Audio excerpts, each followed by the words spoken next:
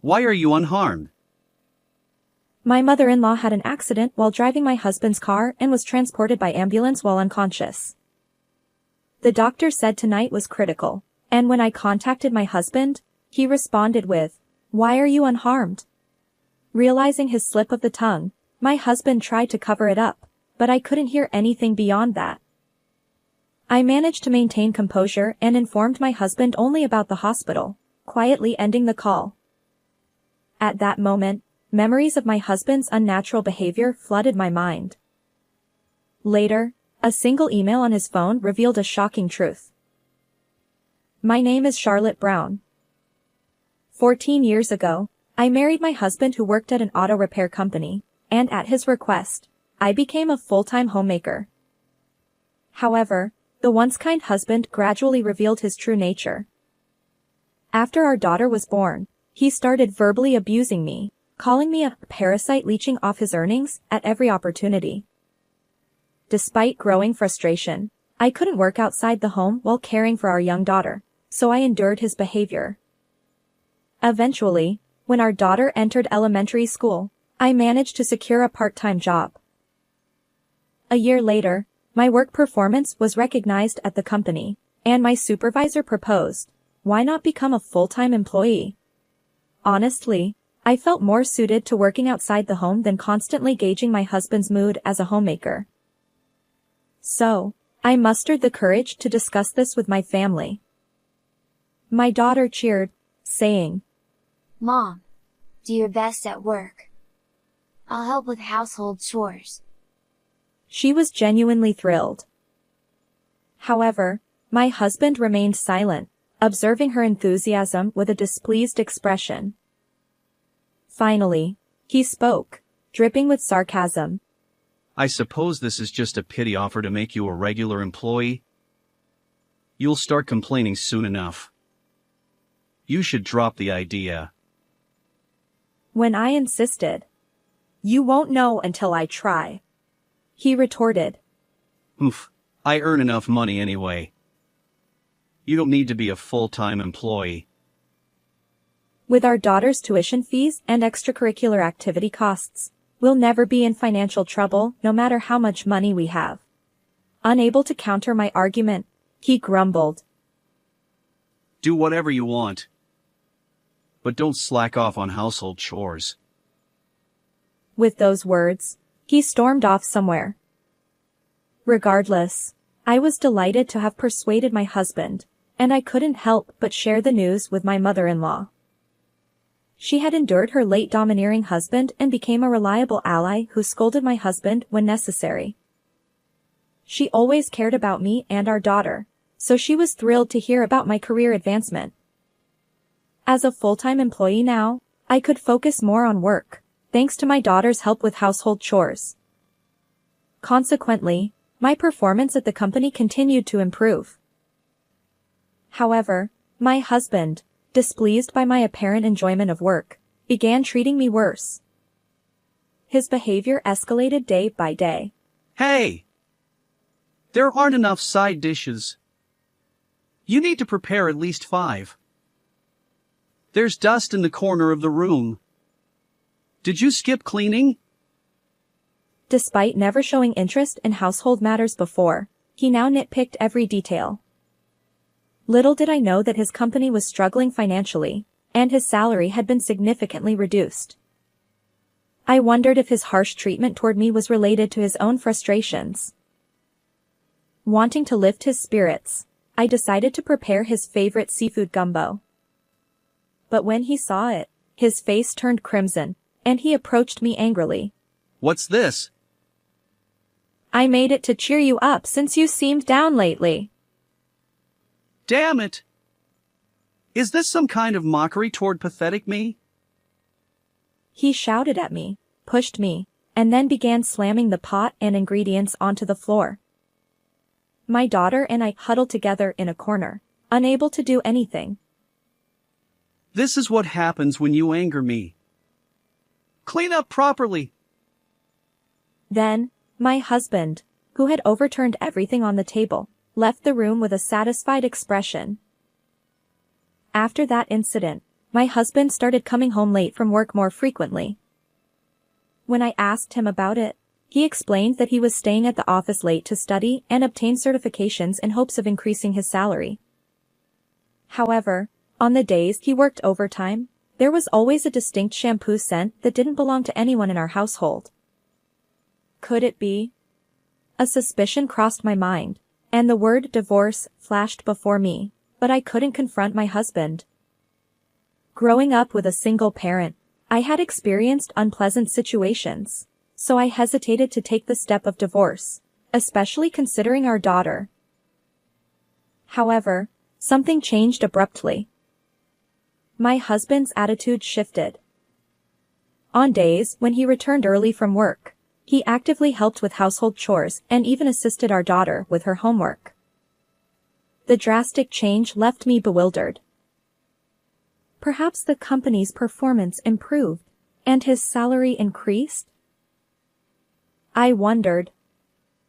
Gradually, I began accepting this transformed version of my husband. One day, something unexpected happened. By the way, didn't you mention wanting to wash the car soon? I'll do it at work, so lend it to me. Oh, I can handle it myself. Don't say that. I've been tough on you because work hasn't been going well, but I'm not saying this makes up for it, but let me take care of the washing. Oh, and I'll do a quick inspection too.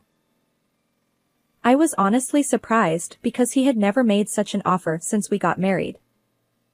However, when I looked into his sincere eyes, I decided to ask for his help. You need a car for shopping and other things, right? Since the inspection will take about a week, go ahead and use my car during that time.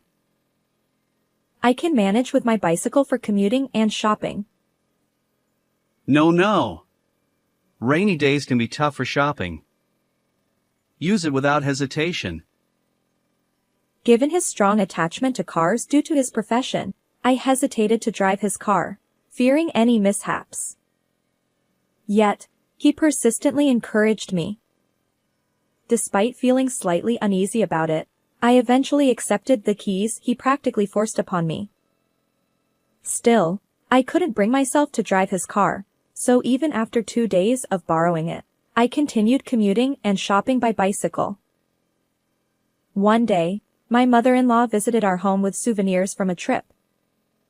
Since I had a weekday off, I invited her inside, and we sat down for tea.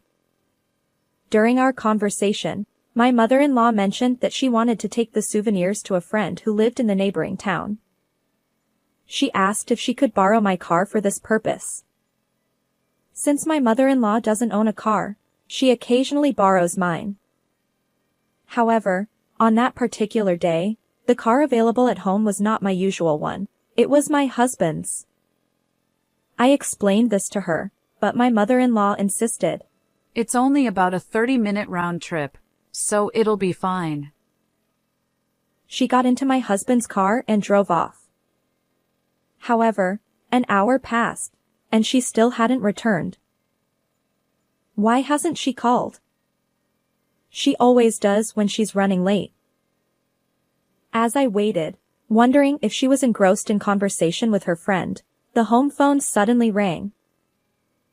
When I answered the phone, thinking it might be my mother-in-law, it turned out to be the police. They informed me that my mother-in-law had been driving and mistakenly hit the gas instead of the brake, crashing into a nearby convenience store. Fortunately, there were no casualties, but my mother-in-law was in critical condition and unconscious, taken to the hospital. I immediately tried calling my husband, but he didn't answer. In a panic, I rushed to the hospital. However, the doctor's words there were cruel. This is the turning point tonight.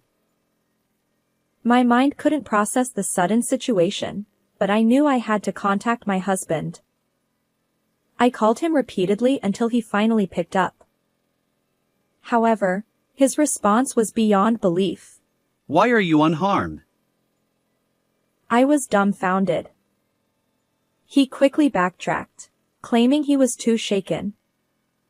but his shocking words left me speechless. I relayed the hospital's name to him and hung up quietly.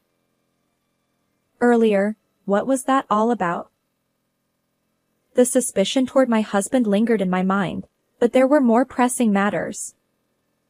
Lying on a hospital bed in the emergency treatment room was my mother-in-law, connected to numerous tubes and IVs. Her painful appearance left me speechless. Despite the doctor's diligent efforts, my mother-in-law never regained consciousness and peacefully passed away. She was such a kind soul. The moment I learned of her passing, I collapsed in tears right there. An hour later, my husband arrived at the hospital with our daughter. They, too, sobbed alongside me, mourning the loss of my mother-in-law. I observed from a distance as they grieved, but my attention shifted to my husband's phone, casually placed nearby. Just then, a timely message appeared on the screen, and the short text caught my eye. My heart skipped a beat. Did the plan succeed? Indeed, the message explicitly stated that. What is this? What does it mean? Despite my agitation, I wanted to understand the context. So, I pretended nonchalance and handed the phone to my husband. Hey, someone sent you a message. His eyes widened in surprise as he snatched the phone from my hand. Why are you so flustered? His response was evasive. Oh, thanks. It might be something urgent. I'll check it outside. With those words, my husband hurriedly grabbed his phone and left for somewhere. As much as I wanted to tail him, I couldn't leave our still crying daughter behind. The following day, my mother-in-law's funeral was conducted solemnly, and afterward, the police investigation concluded that the cause of her accident remained unknown. Gradually, daily life returned to normal, but I couldn't shake off the nagging feeling about the content of that email from before. So, one day, about a month and a half after the funeral, as the memorial service for my mother-in-law approached, I mustered the courage to check my husband's phone while he slept. However, what I discovered was a horrifying truth. Is it possible that such a gentle soul like her lost her life over something like this? My hand trembled with anger as I resolved to seek revenge against my husband. And so, the memorial service day after my mother-in-law's passing arrived. After the memorial service, my husband sat with relatives at a dinner gathering, reminiscing about memories with my mother-in-law. I watched coldly from the sidelines. As the alcohol flowed, my husband's face turned crimson, and he seemed to notice my gaze. Incoherently, he began to confront me. Hey, what's with that look? Are you secretly glad Mom is gone because you disliked her? That's not true. She was always kind to our daughter and me. I respected her. Then why did you lend her my car that day? If you hadn't meddled, she wouldn't have been in that accident. My heartstrings snapped at his words. I had blamed myself countless times for that incident, but I couldn't bear hearing it from him. The one who tampered with things to cause the accident is the real culprit here. Huh? Tampered? What are you talking about? In an attempt to play it off, he chuckled nervously. That's when I thrust my phone screen toward him. Earlier, I had covertly forwarded email exchanges from his phone to mine. Those messages revealed a sinister plan between my husband and his affair partner. They intentionally manipulated the brakes on the unfamiliar car I drove, intending to harm me. The email he received in the hospital, did the plan succeed? Was sent by the affair partner. Their ultimate goal was to collect insurance money after my demise and then flee abroad, leaving our daughter behind. Exposing this truth to our relatives, my husband's face was drained of color. He stammered. I thought I'd already deleted the evidence. Why? His panicked outburst confirmed his guilt. Later, as relatives bombarded my husband with questions, he stumbled over his answers, unable to provide a coherent response. I watched him with disdain. He lashed out at me, blaming me for everything. Hey! It's all your fault that things turned out like this. Do something! Isn't it all your fault? I'm going to tell the police everything, and you'll face the consequences. As I reached for my phone to report the incident, my husband finally realized the gravity of the situation. Sweat poured down his forehead. Wait! I'm also grieving the loss of my mother, you know! Please don't report me! I'll break up with my affair partner. Mom wouldn't want to see me get arrested by the police.